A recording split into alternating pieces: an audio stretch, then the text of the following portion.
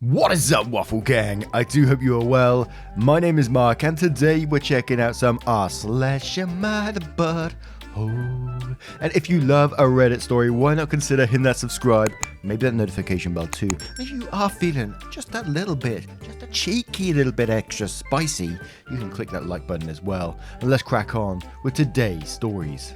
Much love, guys.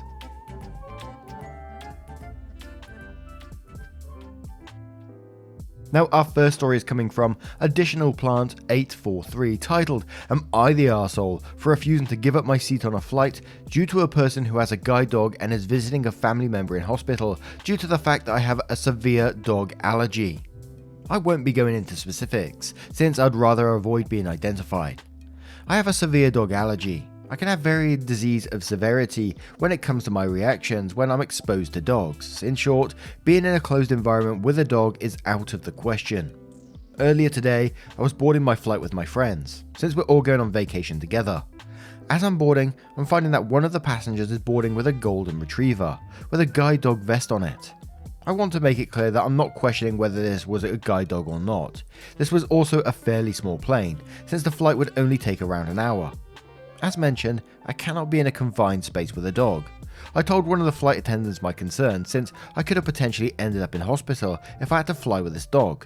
The flight attendant informed the woman with the dog, who goes into hysterics, saying that she is visiting a sick family member and can't afford to miss her flight. I'm not sure how sick the family member in question was/is. The flight attendant asked if I'd be willing to miss the flight and catch the next one, that would be leaving in around 2 hours. I was offered a seat in first class if I was willing to do this. I said that unfortunately I wouldn't be able to do this since I paid for my vacation. Due to the size of the plane, the dog would not be able to go in the hold. The woman started insulting my character, saying that I was heartless for putting my vacation over a sick family member. I got on the plane and sat with my friends. As I did this, a woman in a nearby seat told me that she wanted to inform me that I am the biggest bitch that she's ever met. I didn't respond since I didn't want to cause a confrontation. My friends haven't said I'm in the wrong, but have kept making sarcastic jokes about the situation. Am I the arsehole? Now, as far as I'm aware, like when you're booking a flight, especially if you've got like an animal or I guess a guide dog as well, they inform the airline beforehand about what they're taking on board, so they will tell the airline that, I've got a guide dog which I will have with me. And then I was wondering afterwards, is it the same with allergies as well? I'm pretty sure it's the same, with like food allergies, like peanut allergies and stuff like that. So I was kind of assuming it'd be the same with animals as well. So I did a quick bit of Googling, which said, airlines do tell passengers with severe allergies to contact them before the flight and ask not to be seated near another passenger. Obviously, this couldn't be the same case because you didn't want to be on the same flight. But I'm going to have to go at this one from my angle. If I was in that situation, I'd miss a couple of hours of my vacation time. Someone will be able to get to see their relative. We don't know how severely ill they were, but still, they wasn't in good shape enough to go hysterical when they wasn't allowed on the flight. As well as being offered like first class on the next flight, I think I would take up that offer as well. And just having the standpoint of having empathy for another human who's in like a panic situation, I think it would be the right thing to do, and it would make you the arsehole from my perspective. But Baltimore Badger 23 says you're the arsehole. 1. Both you and the woman paid for your spot on the flight, so you are no more entitled to your seat than she is to hers. 2. The airline offered you a perfectly reasonable accommodation for the 2-hour delay. 3. Assuming the woman is sincere, her need to be on the flight was greater than yours. 4. When you have an allergy of that severity, you should be informing the airline. It would have been so easy to be nice here and cost you almost nothing. And Encella Jonah says you're the arsehole. You have missed a few hours of vacation, whereas that woman's relative might not have had 2 extra hours to live. You are selfish and an arsehole. Noise Proves Nothing says info. Can you clarify why you refused the first class ticket in the flight that was 2 hours later? Given how your friends are reacting, seems like they would have been okay waiting, and you don't say anything about missing a connecting flight. Edited to add, from the extra info you did and didn't give, you're the arsehole. It's no wonder you don't want to be identified. I think deep down, you know how awful you were.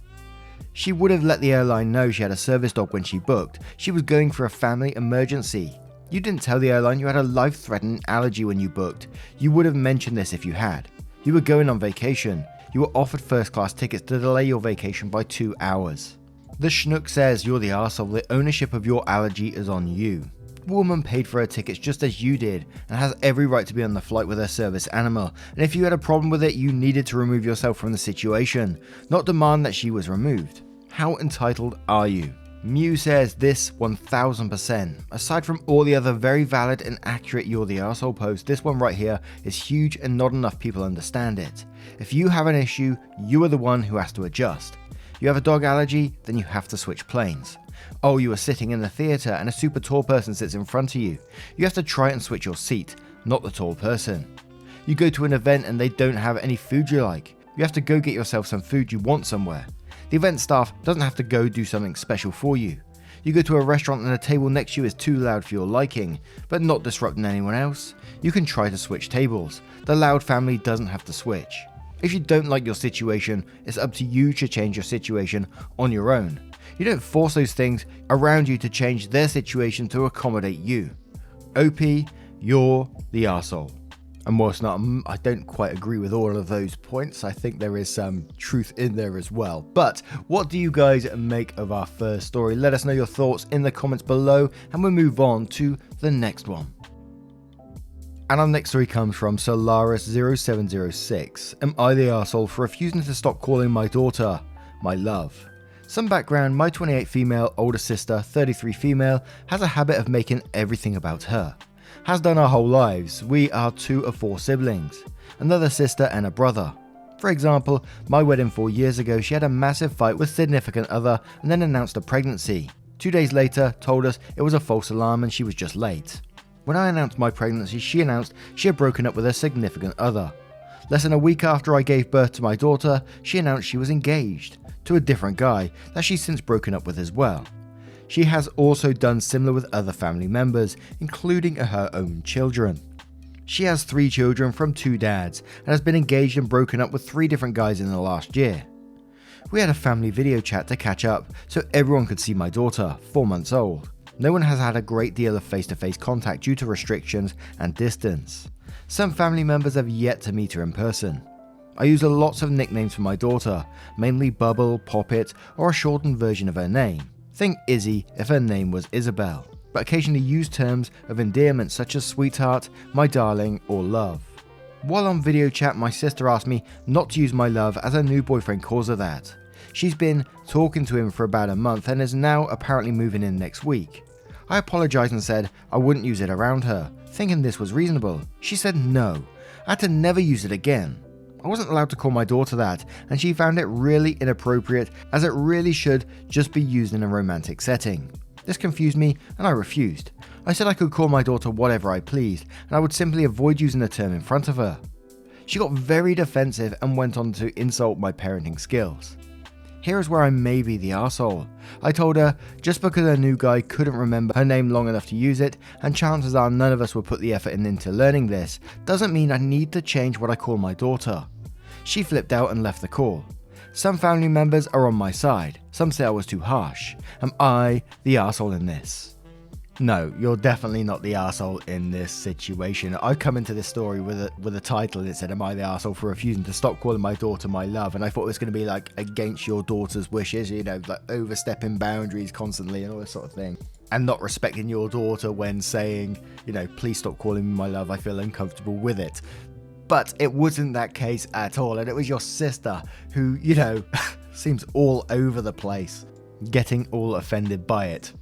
And I'm not sure what it's like in the US. If you have like, you have to let me know if you have like people calling you like these terms of endearment like sweetheart, my love and stuff like that. In the UK, it's pretty much all over the place. You go across to the local shop and the person says my love, sweetheart, whatever happens. I kind of like it. Gives you a little boost in your day when you need it.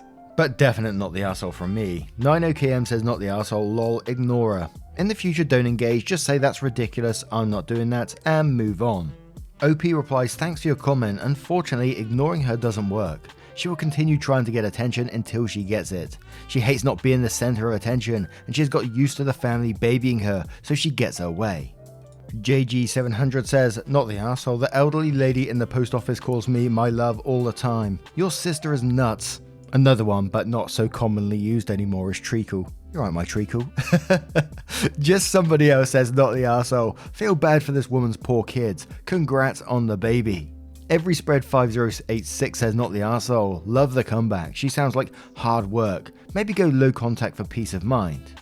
OP says, to be honest, we aren't particularly high contact now. We video call occasionally, but she lives far away, so we don't see each other much, which is why her request is even more ridiculous.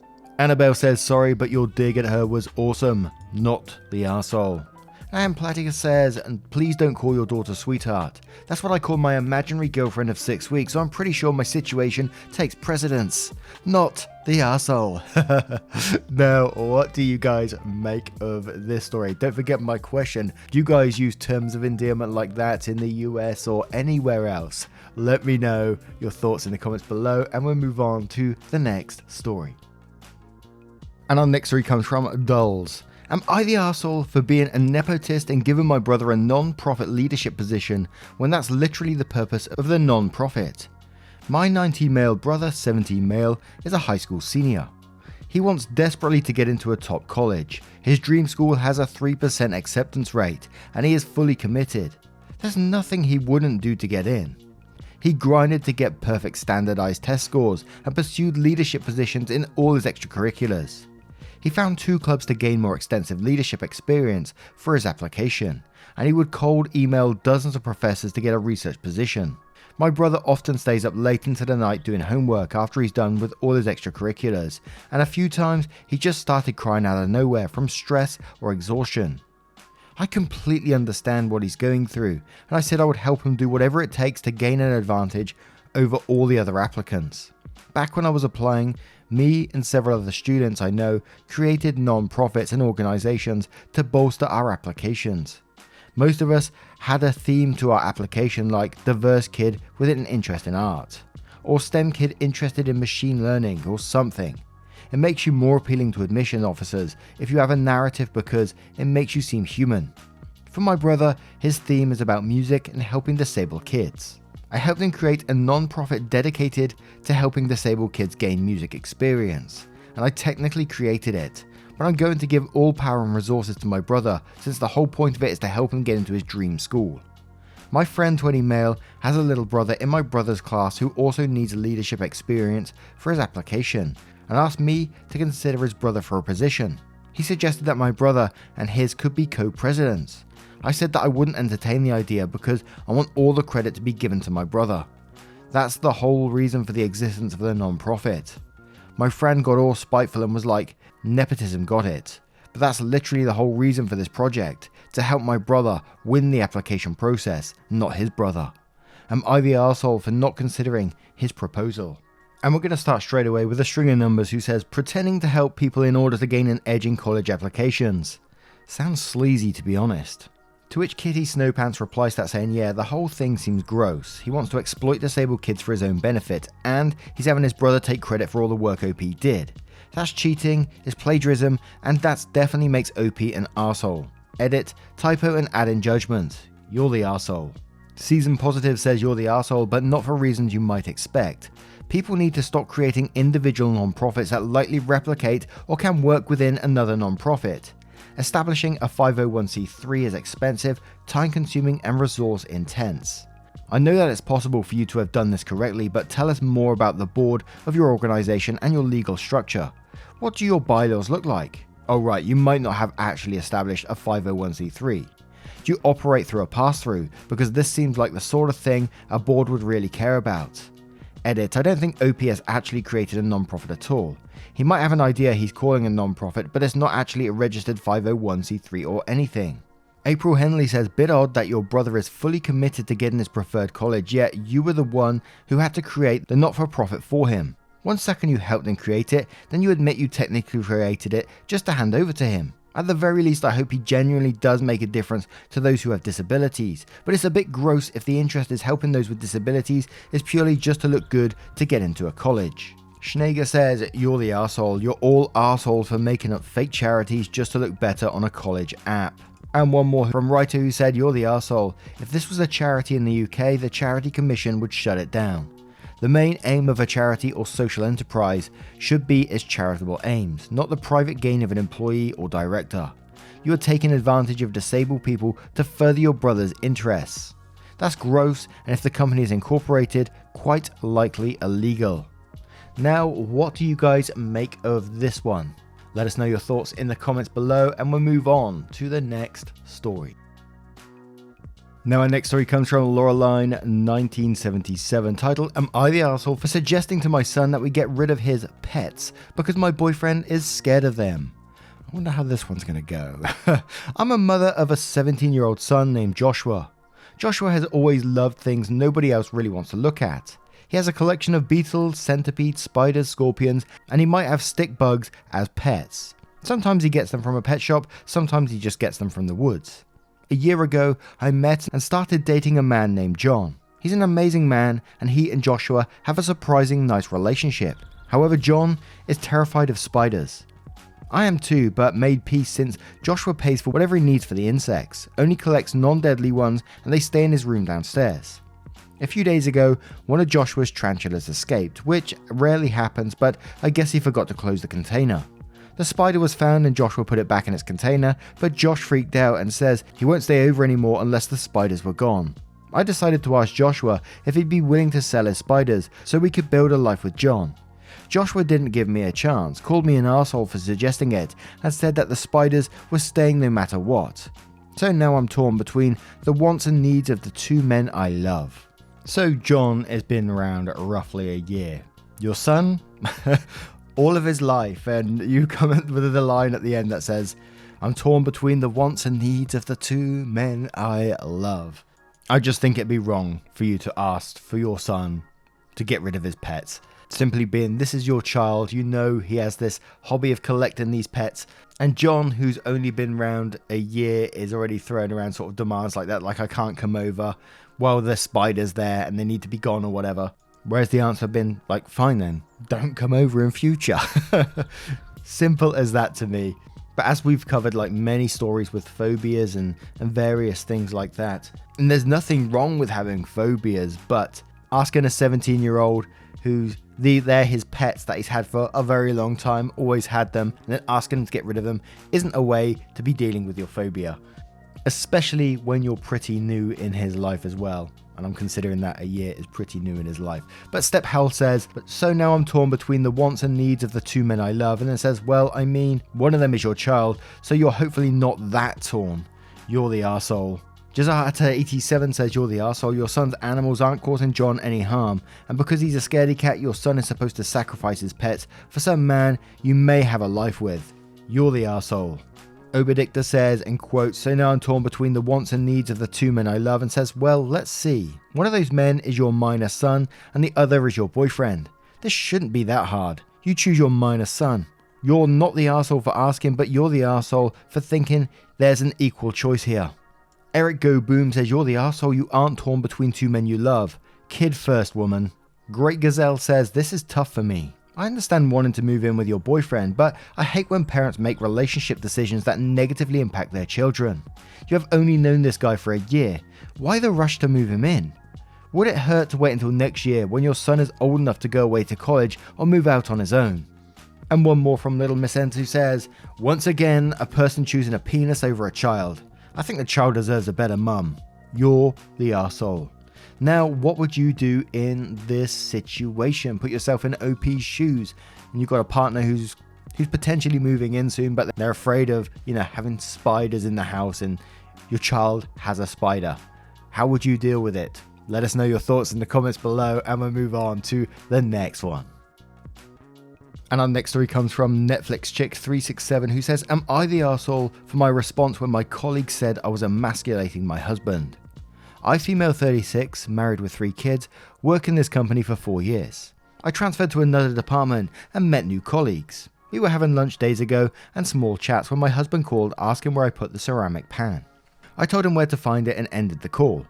My new colleague Ross, 40s, married with no kids, calling him passive aggressive is the nicest thing you can say about him.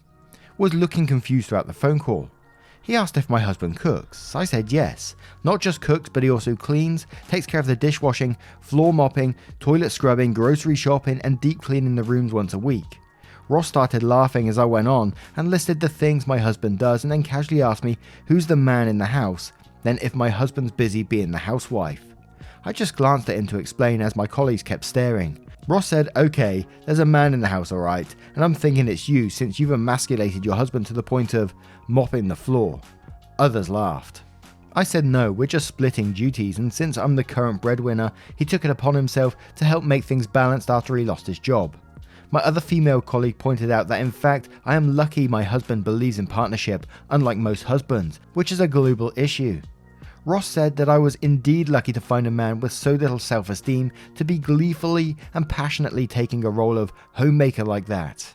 I was shocked and got extremely agitated after he proceeded to say that he was 100% sure my husband no longer feels like the man he used to be before losing his job.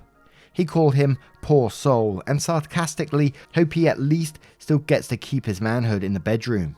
I was about to yell but kept it civil and looked at him and said, oh, don't worry, he's doing just fine in the bedroom because he's always been enough of a man for me, and as a result we have 3 kids. 3 kids while he, Ross on the other hand, everyone stopped for a second and Ross had a shocked look on his face and then lost it, saying it was fucking insensitive and pathetic of me for bringing his infertility into an argument and to use it as a low blow, and said that I should feel ashamed of myself for bragging about my kids, knowing that he can't have children for reasons he can't control.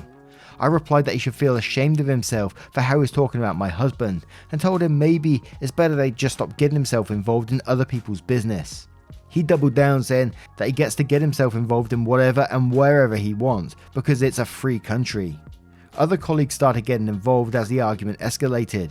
Ross told me he will make sure to let HR know about the lovely conversation we had and walked away like he dropped some sort of bomb on me. I got a lot of heat from his guy friends, but one female colleague said Ross was rude, but I took it too far with what I said. Am I the arsehole? Edit, I have nothing against infertility, and I know how devastating it is for families who want to have kids. I have 3 infertile close loved ones, and I feel secondhand devastation for their pain and suffering. I myself have had my share of pregnancy issues in the past, and I'm blessed even though my oldest has a chronic condition. Edit, people are saying I shouldn't have engaged further in the conversation, and the reason was because of how he was acting and his word implying that I'm being unfair to my husband and using his job loss to gain advantage. Supergog says, not the arsehole, why is it a free country when he wants to share his opinion of your situation, but it's not okay the other way around?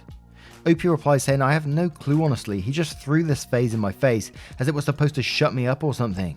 It was a weird statement and obviously a lame excuse.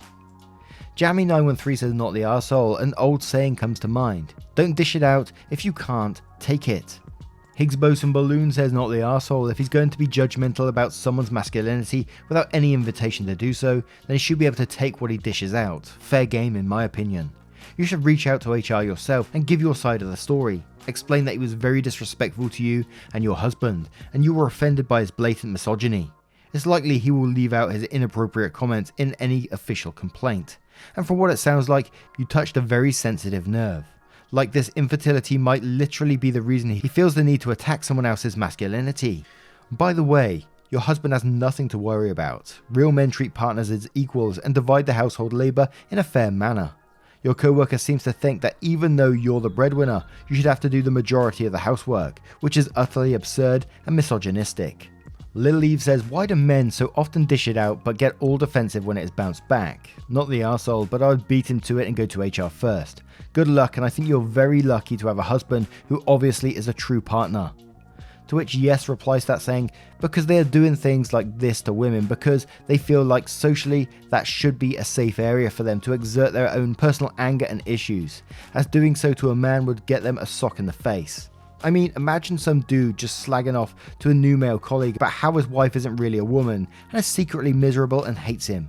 Sure, there are some men who would meekly take that, but it's not a safe bet to demean a man's wife in front of him because an angry fellow man is likely a physical match / superior if things come to blows. Not so an angry woman, who has likely been trained since birth not to antagonize an angry man, as an angry man is a safety risk to almost any woman. So some men in turn get used to the knowledge that women are safe targets for these kind of interpersonal attacks, and they are completely caught off guard when women don't meekly laugh and take it. They've become entitled to the safe space and feel it's unfair for a lowly woman to take it away. Now, what do you guys make of this one? What are your thoughts on all of today's stories if you choose to share them? Never any pressure though either. A huge thank you from the bottom of my heart for being involved today, getting involved in the channel and all that kind of good stuff. It means the absolute world. I hope you're having a great day and I will see you in the next one. Take care guys. Much love.